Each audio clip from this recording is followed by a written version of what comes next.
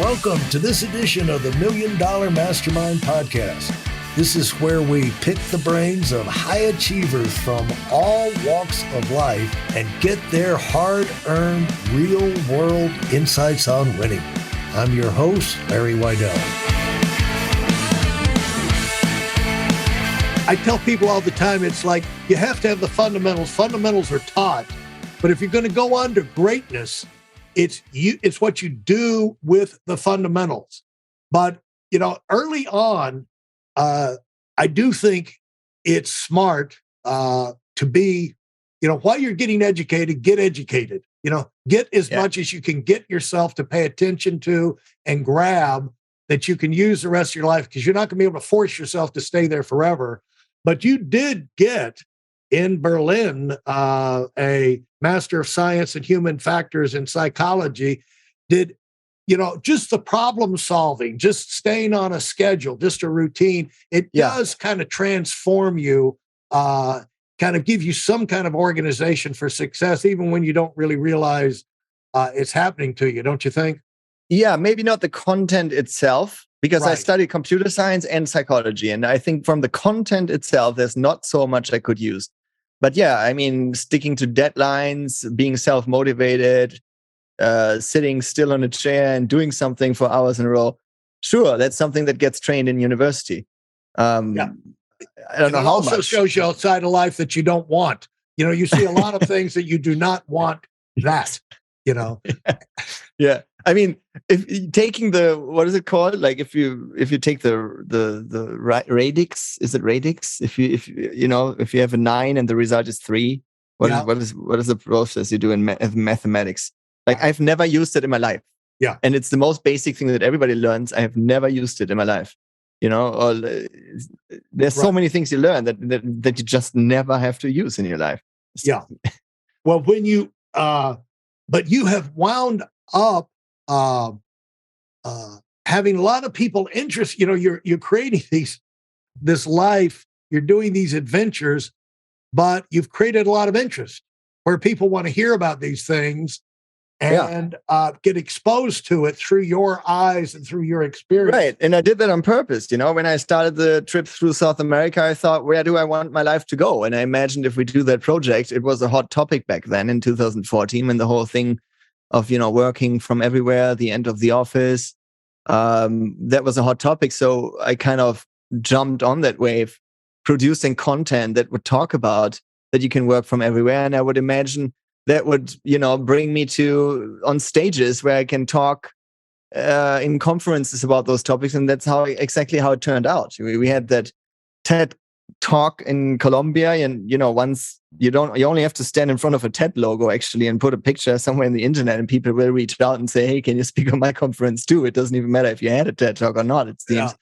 But there wasn't many invitations after that. So I spent a couple of years touring the world, doing talks on human resource conferences and conferences about digital nomads and those kind of things, and it was great fun. I gave talks in Jamaica and in Bangkok and in Morocco. It was cool. Well, it's a long way from Jamaica to Bangkok. Yeah, it was different years. That's a lot of traveling. It is. Now, so you've been on the TED. You've done the TED Talk several times. What do you talk about when you talk in those things? What do you find people respond to the most? It gets the biggest reaction. I mean, I was always the freaky guy when I was invited to conferences, I'm sometimes in conference where everybody's using suit and tie, and they want me to be the counterculture guy who talks about being stuck in the sand with a Land Rover, those funny, adventurous stories.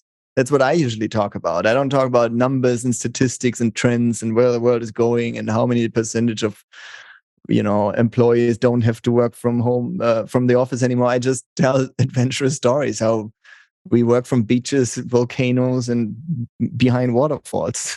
That always good.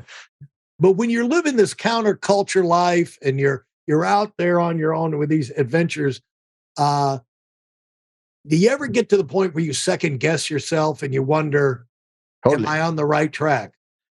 Yeah, and I stopped that lifestyle, I was living the life and renting a luxurious place in Ipanema in Rio de Janeiro and dating beautiful Brazilian women and drinking caipirinha, and I felt miserable at one point. In 2016, I had back pain from sitting in the car too much, and it was hard. But there, I had to realize that I pressed all juice out of the orange called novelty and traveling, and it's time to stop. And I did. It was hard because it's like if you're a virtuous violin player and then you have to stop playing the violin forever. I was so good at traveling, but I had to stop because there was nothing more I could get out of that lifestyle. And that's why I moved here to Montenegro, bought a house, built another house. Yeah. Now, talk about this, your business. What would you say is your main business thing right now? So if you ask what creates the money, then creating the money. I have a company called Helpando, and it's we help businesses to offer the best customer support to their clients. So that's help and do, right? Helpando. It's more like a Spanish thing. Helpando.it. Okay. So we help businesses to improve the way they give support to their customers. We implement their customer service tools in the best way. We look at their processes. We see how they can improve their knowledge base, their frequently asked questions, how they can route the incoming support request to the right person in different languages based on all sorts of business rules and SLAs. We migrate data from different systems to Zendesk and vice versa. And then that's where the main money comes from, and that's highly automizable. I worked 10 years on improving the code that does that stuff, and to a point where, in the best case, I just press a button and get a couple of Ks for that. So it's a good business to do from a Land Rover and from everywhere, and it doesn't require. How do people find? What's the best way for people to find you and follow up on that kind of information, that service? Just the website, Helpando.it. I have a personal website, FabianDittrich.com. I have an Instagram account, which is called The Go-Between. Yeah. And do you get a equal amount of response from all of them? Or is there one of those that, like the Instagram account, does that get a bigger following than incoming from your websites? Yeah, I mean, my Instagram account is definitely the biggest following, but I don't use that at all for business. Like, I never said anything about my business on Instagram. I'm a free diving athlete at the moment. That's where I dedicate most of my time to. I was about to break the German national record a couple of months ago and just missed it by 2 meters. Otherwise, I would have been the deepest German freediver ever. How far did you get? 93 meters. 93 meters. Yeah, on one breath, and the record was 96. 93 meters, and how many seconds is that with one? So that's about 1 minute 47 down, and then more or less the same time up. So in total, it was something like 3 minutes 30, 3 minutes 26 up and down, down and up. So now you've gone full circle here. You started off being a traveler by yourself all over the world, and now you're diving down in the water all by yourself. you really find pursuits that isolate yourself. Have you ever, Fabian, if you ever want to go into analysis about yourself, you might want to pursue that. You're always trying to get alone. I'm in therapy for a couple of years already, every Tuesday. Today, actually, it's Tuesday. Yeah. So now, when you get down in, how long does it take you to, what was fascinating about that? Because to me, that's like pursuing torture, to be able to drive in the water and learn how to hold my breath and not breathe. I mean, what is the payoff for a free diver? It's like meditation and yoga for restless, impatient people. It forces you to stillness and awareness. And when you dive down and leave the surface, from 1 second to another, everything you are and your role in life, your childhood, everything you are is just gone. And you sort of dive into a nirvana where the only moment that is there is the absolute present moment. not even what happens in 2 seconds or what happened 2 seconds ago. You don't think how much is missing. You're just in this one present moment. And, I also do meditation and it's the same thing, mindfulness. Like I figure more and more I live like there's actually no trouble if you're only in the now.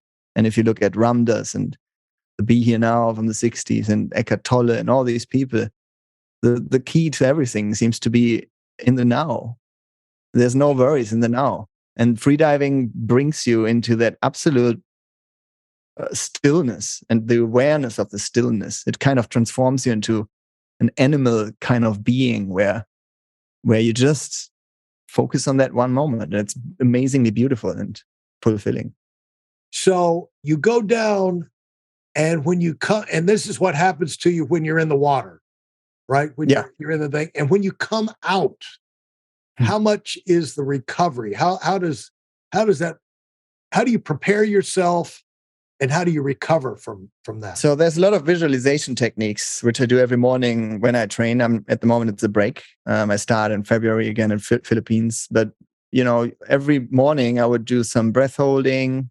And then I would do a visualization where in my mind, I lie in my bed or on my back somewhere in the hotel. And I just go through the different steps. The first step being lying still on the water surface, breathing into your belly very slowly, 4 seconds in, 8 seconds out. And you just get your mind into that space. I use a song from Eddie Vedder, which was in the Eat, Pray, Love soundtrack, a very sort of meditative, transcendent song. And I just sing that song, and I forget about everything, and I meditate, basically lying on the water surface. You want to rest your body so much that your heart rate goes really down and that you don't use too much oxygen, because the less you think, the less oxygen you use. And then you go down, and there's different phases of the dive. There's one phase where you do a lot of effort to get down, to overcome the buoyancy. And then when you're at 20 meters, more or less, you can just let yourself fall. So you enter the free fall phase. And there you're just kind of like a spaceship, just moving your hands slightly like that to be very ergonomic and falling down very straight. You have a line in front of you to use as orientation. So you fall exactly straight down into the deep. And at the end, you need to kind of wake up from the trance, turn around, and then come up again. But whatever you do, you just do that one thing. And the trick is to not think about how much is left. Because if you start thinking about the future or the past, you lose. You need to be focused on the now. And that's the amazing, beautiful thing. And there's so many life lessons about that. Thanks for listening to the Million Dollar Mastermind. If you felt there were any valuable takeaways from this episode, please take a minute and leave us a 5-star review. Your feedback is important and really helps us get the word out to a wider audience. Remember, we have a valuable webinar that is absolutely free. Register for it right now at WeidelOnWinning.com. Thanks for listening.